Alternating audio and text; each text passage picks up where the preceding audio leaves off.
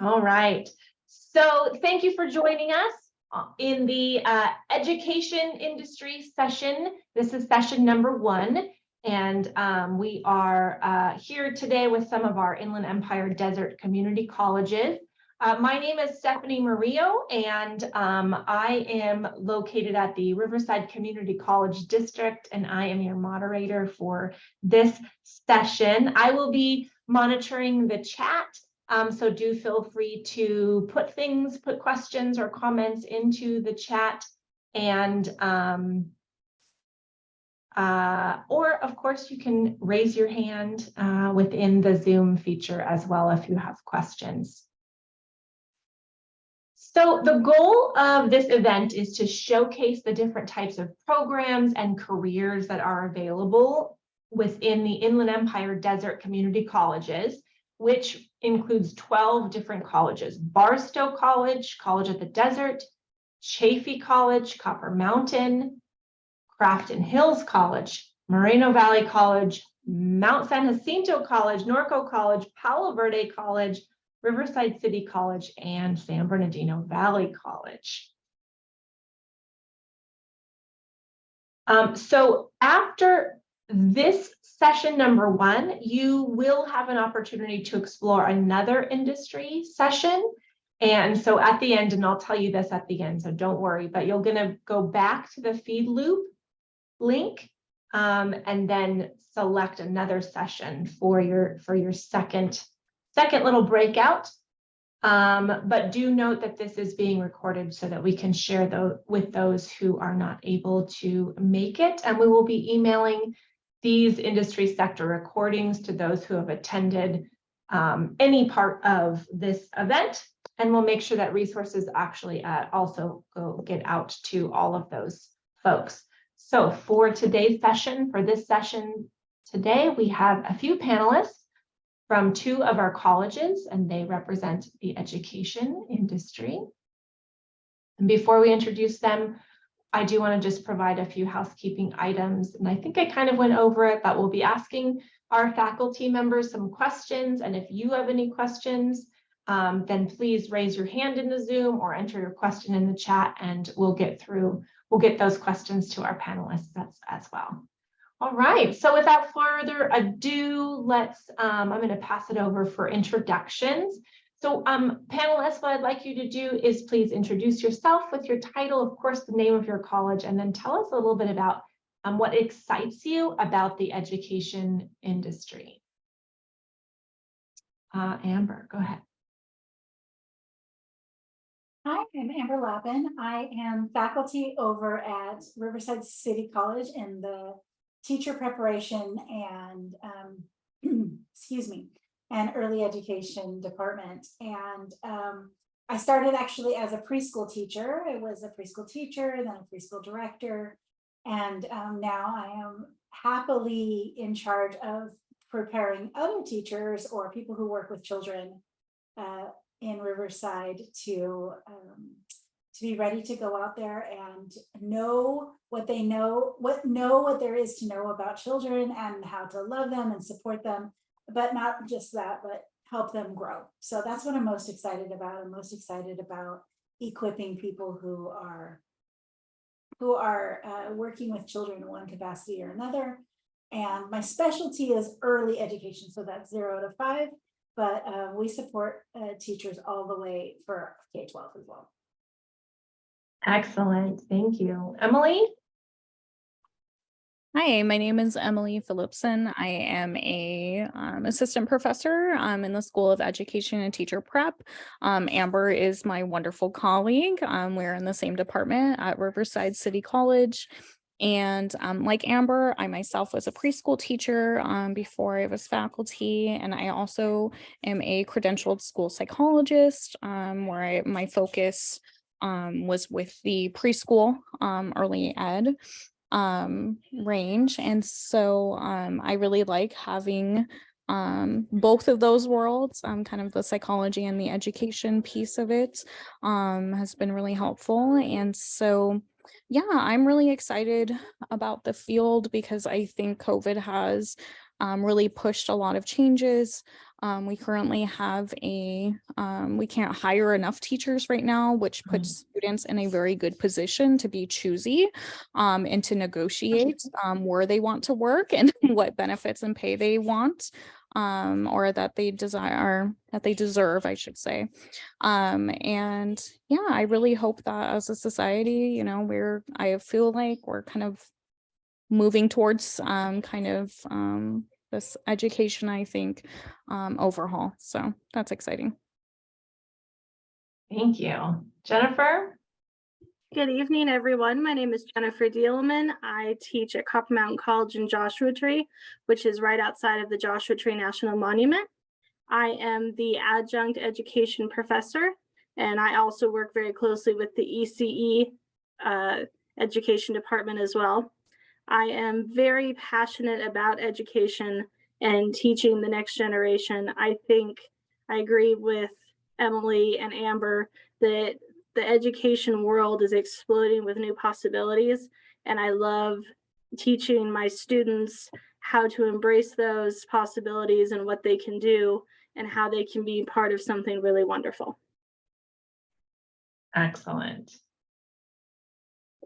So I'm gonna ask Amber this first question, and then we'll give an opportunity for everybody to answer. So what can you tell us, Amber, about the education industry?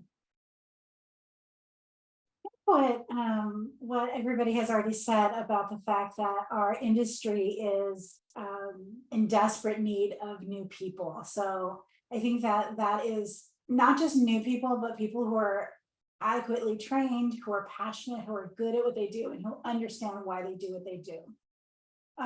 And because there is such a need, the future educators can rest assured that they're not going to study and go through all the work of becoming a teacher and then not be able to find work.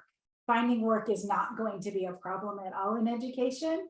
And so that's very exciting for me to be able to know that there's a need for you, not just in the workforce, but in our world, that the climate that we have right now, where there's a lot of fear and discord, I think where the answer lies is in our next generation, and to have people in charge of growing that next generation, giving them the skills and the foundation that they need to be able to do that is a very honorable position. And so that is one of the things that I would say is most exciting about our field. Great, thank you. Yes, I see a question. Go ahead. You had your hand raised? Yeah, hi, this is Cynthia. So I don't know if I'm in the right place because I just see that everybody knows about this field and everything. So I just gonna graduate from liberal studies, well, from my 8A at the Palo Verde College, my associate. So I was like, oh my God, I never work on that field, but I know that I have 4 kids and I'm being passionate to be a teacher. So I don't know if I'm in the right place. I kind of like lost. You're in the right place. You're here with us. Yeah. The 4 faces that you see are here just for you. Yes. Okay. So Yeah. I'm good. Okay, good. Yes, we're going to talk about the education industry and that field. Yes, I think you are in the right place to learn a little bit more about the education industry. Yep, absolutely. Thank you. Appreciate it. Thank you. Yes. Emily, did you want to go add on to that? So Emily, anything else that you would like to add about the industry? Anything about education that you'd like to add, please? Yeah, so I also want to kind of just put this out there too, that even if you don't want to be a teacher, starting with child development and having that as your foundation needs to be kind of the priority. So I hear liberal studies, and so I really encourage you to continue with specifically child development, because, you got to understand the child, will really give you a hand up on working with them, especially a large group of them. So. Mhm. Jennifer, what can you tell us about the education industry? I am excited and looking forward to, there's still some kinks in it, but the new P-3 credential that is being worked on, that is gonna basically combine ECE and education. And if you want to teach only younger children that are in preschool to 3rd grade, they are creating a whole brand new credential for that.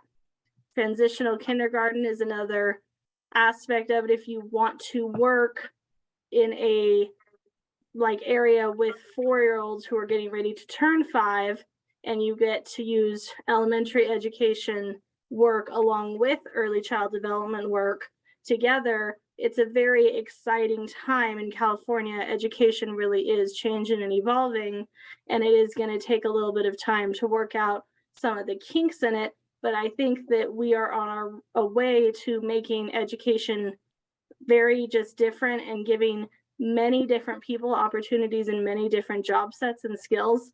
I completely agree with everything Emily and Amber said, that looking into everything else that you could want to do with an elementary education degree and or an ECE degree, you do not just have to be a teacher with these degrees. There are other options. So Yeah. I think that it's a very exciting time. Excellent, thank you. I want to just make sure that, because we love our acronyms. So ECE, Early Childhood Education. Education, yes. And then I just want to make sure that our 3 audience members knows what a P3 credential is. Can you talk a little bit about that? Yes, they are currently creating a preschool, so pre-K, which is preschool, to 3rd grade credential. It is being written. It's going to be unveiled. Originally, it was this fall. In certain schools are going to start doing it. I have heard that they're already prepping the classes up in Northern California. I don't think we have seen it yet, but my friend who lives up in Northern California said they are prepping the classes, and it will be a credential that you must have 24 units of early childhood education plus your teaching credential. So it will be unique to the 24 units of early childhood ed, and then you can get this particular credential if you want to only work with smaller, younger kids.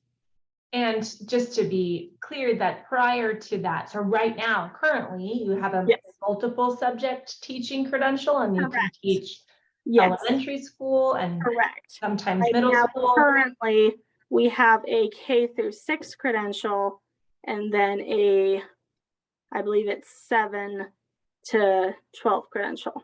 But I could be Or- wrong on that because I am not as good with Yeah, I think it's a Jennifer, you're good. Yeah, that's right. single Okay, subject. wonderful. Yeah, Thank you either do elementary school K-6 or you do secondary. So Yes. Yeah. And then it's single subject based on subject. Yes, ma'am, go ahead. Yes, where can I get my credentials? Your credentials, when you leave community college, then you go to move on to your bachelor's degree. And most schools that have a bachelor's degree also have a component where you can work on getting your bachelor's degree and your credential either at the same time or they follow each other. Do you have any schools like on lease? Like you can give me like some kind of like idea university? I know San Bernardino San Bernardino? University has one, but I believe the majority of universities have wonderful credential programs. I know Redlands does, and we have our feeder school, the one that's closest to us is San Bernardino. Okay, San So, Bernardino. yeah. but I believe pretty much any school where you would get your bachelor's degree also has the ability to get your credentials as well.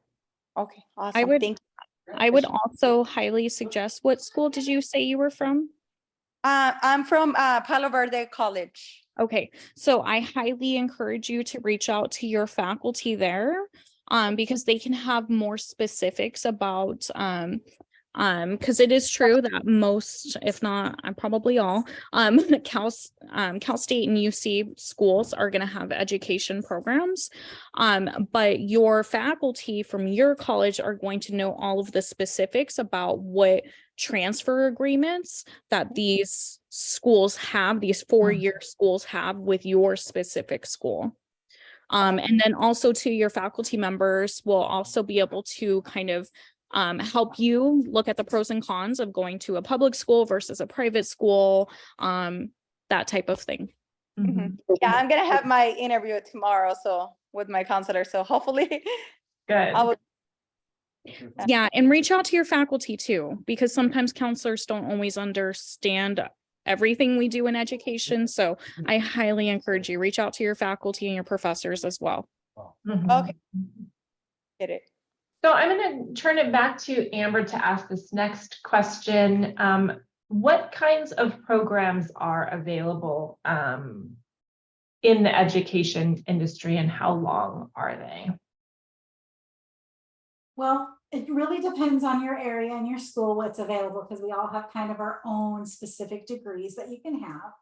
But I will tell you that early education, if you have taken, excuse me, 12 early education units, there's specific ones, it's not just any 12, but specific 12 units, then you can start work as a preschool teacher in a private school or a school that that's not a state preschool. So you have that 12 units to begin with. And from there, we have a bunch of different levels of certificates and degrees that you can get. Ultimately, depending on what you want to do will dictate what kind of program. So if you want to work with K-12, kindergarten through 12th grade, or even including that pre-K, then you'll need a credential. And so you're going to want to transfer to a university or a 4-year college that has a bachelor's degree, which you'll need. We also have different certificates and specialties. In some schools, there are specialties for infant and toddlers, for example. And so, especially if you want to be hired in early education, getting those infant and toddler units is really critical, because it's very desirable to have those units to be able to work with babies, even if that's not ultimately what you want to do. If they're handy and good to have. There are also different, depending on what your next steps are, like, Emily was talking about. Her first track was to do school psych. So she'd be able to tell you more about those specific things, which is, again, why you really want to talk to your faculty or specific counselors, because the general counselors for colleges, they have to know everything for every program. And so if you can talk to somebody who specifically can talk to you about your goals and help get you on track, you can save a lot of wasted time. So for example, when I first went to the college where I work is the college where I began. When I first went to school, I didn't think I needed a counselor until I was done. So I didn't bother. I just took whatever classes I wanted, and I ended up with 54 units and no degree. So what I always say is make sure that you're talking to people every step as you go along. And I know you're just wrapping up your program. This is a great time to go. And then keep checking in with your counselors, but specifically the instructors in your field, so that you can make sure you don't, because things change, you want to make sure you stay on that right track. Emily, I'm sure you have lots more to say, so I'll Yes, please, Emily, go ahead. I do not have anything to add to that. Amber, you did it.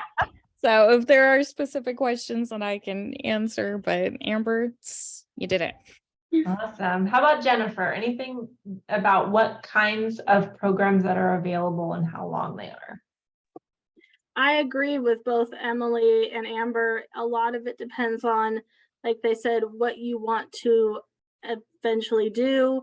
If you want to be in the private sector versus the public sector, there are different things. Head Start can be especially specific on what they require. We have a Marine base close to us, and their CDC on the Marine Corps base has its own set of rules and regulations and classes that you have to take. So ultimately, if you want to be an elementary school teacher, you will have to get your bachelor's and then go on to get your credential in the state of California. And they actually encourage you to go ahead and move on to your master's degree after a couple of years of teaching, and then specialize in something like reading instruction or psychology or small groups or something like that. So if you do want to be a K through 12 teacher, it is a little bit more education. However, you can work in other programs as you continue your classes, and that can make it really wonderful. We encourage our students to work a lot with kids, find out which group they love. We have a program through the national park where they do summer camps with the kids, and we encourage our students to work in those summer camps and find out what age group they really want to be in, and then that helps them decide what they would like to pursue, be it elementary education or early childhood education or beyond. It's a good time to ask this next question, and you can choose who's going to answer it first. But what kind of careers have former students gone into and done after graduating? I heard a few things, but just in case we haven't mentioned some of those, what are some of the careers? Emily, I see you, you're ready. I am, and I think I've kind of said this. So, like Amber, I started as a student at the same institution that I work at, which is amazing. And so I actually went into school psychology, and I thought that's kind of what I wanted. And previously, before that, I was a preschool teacher, and within putting in all those hours and things in that other field, I decided, you know what, I think teaching really is my hat I need to wear. And so I came back to that. So, but you know, I am very thankful that I had such a strong foundation in child development, because unlike most of my classmates when going through that program, they did not understand children at all. And you know, all of those things like class management and things like that, I understood because I lived that life. And so it made me a better specialist coming into a classroom and giving teachers advice.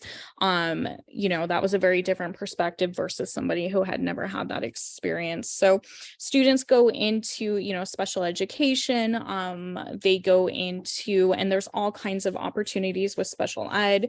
You know, if you want to do special ed in the K-12 system, that's different than doing special ed in early intervention, which is 0 to 3. And a lot of our students that do special ed, they do a lot of 0 to 3, where they're occupational therapists, they're physical therapists, they're speech and language therapists, they're in-home, you know, therapists that come in the home and work with the family and work with the child specifically. So, you know, that's one avenue. Also, I have personal friends, but I also have previous students that have gone into the legal system, where, you know, maybe they're working for social services or CPS, or I have a good friend that she's a paralegal now, and the office that she works in is family law. And so her experience of being a teacher and going into education has really helped her in that regard, especially working directly with families and children and, you know, things like that.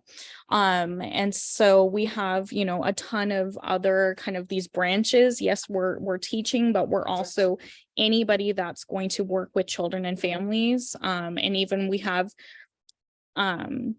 have students that have gone from, you know, with a child development background, they've also gone into mental health or behavior specialist for school districts as well, where, you know, you kind of are working with children with challenging behaviors and you're helping with, you know, guide teachers and things like that. So there's a lot of things that can be done with a child development degree. And I highly encourage anybody that's going to work with children and families in any capacity, learning about children and the family dynamics is key.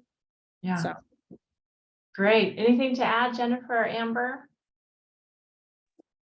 I would say when people think of K through 12 education, they always picture a classroom.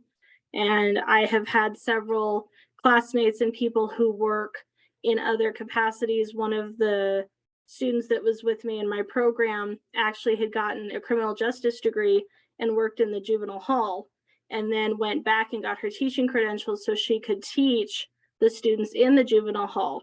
And that is not something that people think about that is needed, but it is very needed. We need teachers in hospitals. One of the fun things that I always tell the high school students is you can be a teacher on set for movies. And I say, think about young Sheldon and all of those types of shows. They need teachers, and those young children in all of those shows actually have a teacher with them who goes over everything with them every day. So I encourage my students to think outside the box, and that education is not just a building, a classroom with 4 walls and a whiteboard. It can be you can teach abroad. You can go teach English. I had a friend who went to Singapore and taught 3 years in Singapore and worked with the kids who were in embassy kids. So there's a lot you can do. I've also had several friends who got an elementary education degree and then went on to be librarians, but they could be children's librarians because they had a degree with children and they knew how to do that part of it. So it is never going to hurt you to know how, in any way that you work with children, like Emily said, to have a foundation of how education and early child development works. It really isn't. Absolutely. So the last question is about resources. So what kinds of resources are available to students within your colleges as they get started in this program, in this type of program? I can answer that. I think so. In our program, specifically at RCC, we have a lot of different opportunities for students. One of the amazing parts of our department is we have an on-campus children's center, which not every, lab schools are something that we are fighting to keep because they, disappear out in other districts. And so for us, that gives students an amazing opportunity to, within our courses, so when we are talking about curriculum or assessment, our students are in the classrooms interacting with real life children in real time. And so that, is an opportunity for our students just taking classes. That gives them an opportunity to explore working with children at different ages that maybe they didn't think they would like. Everybody's always scared of working with toddlers, and they end up loving them every single time. So that's always fun. So it will give you kind of a good understanding of, either early childhood is great for me or it's not, which is fine either way. We also within our department have work experience, paid and unpaid work experience opportunities. We have a work experience course where students get college credit. And we also have 2 grants right now where students can be paid for that work experience. So that's, again, awesome to get that experience while you're getting education.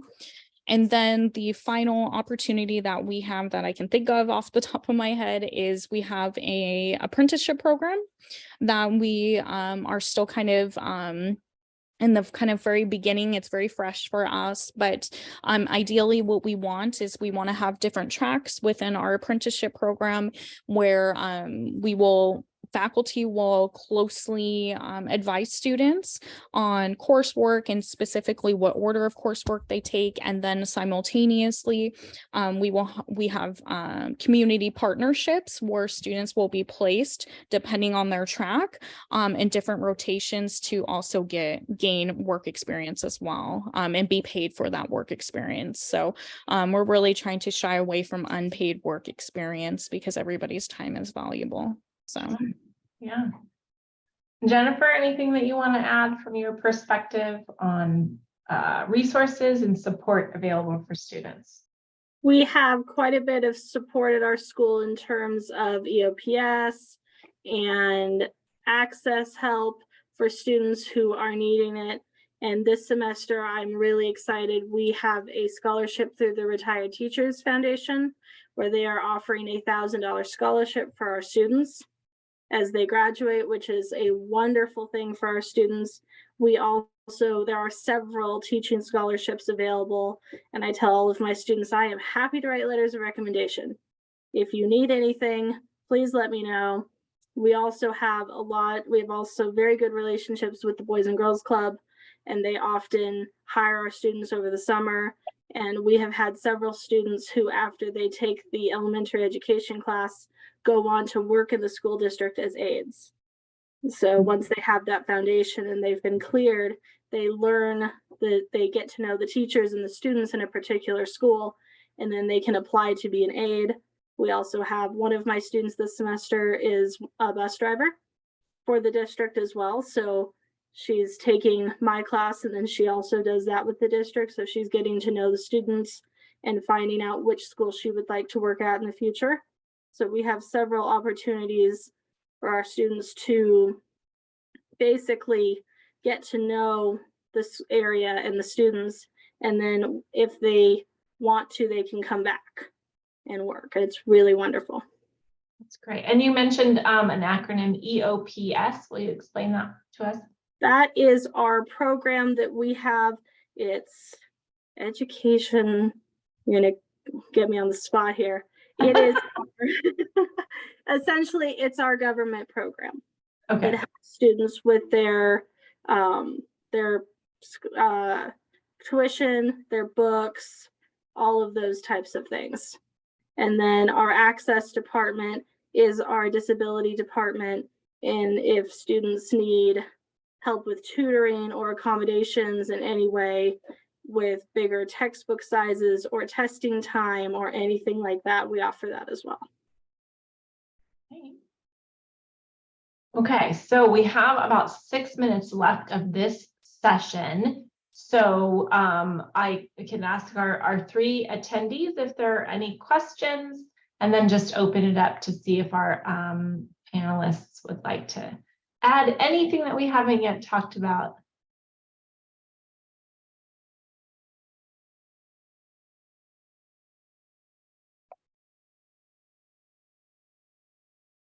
So as a reminder, we will be sending some resources out to all the folks who attended. That way you know where to find out more information about the programs in the education field. And then also, of course, other industries that our community colleges do training and offer programs in. So I just want to say thank you to our 3 panelists, and thank you to our 3 attendees. We appreciate you being here, and it is time now. What you'll do is log off of this one and you'll go back into Feed Loop and then pick from your next industry. If you'd like to see another one, you'll just go right through a Zoom link, a new Zoom link to your next industry session. Thank you so much. I appreciate it. Thank you, ladies. Good Thank information. you.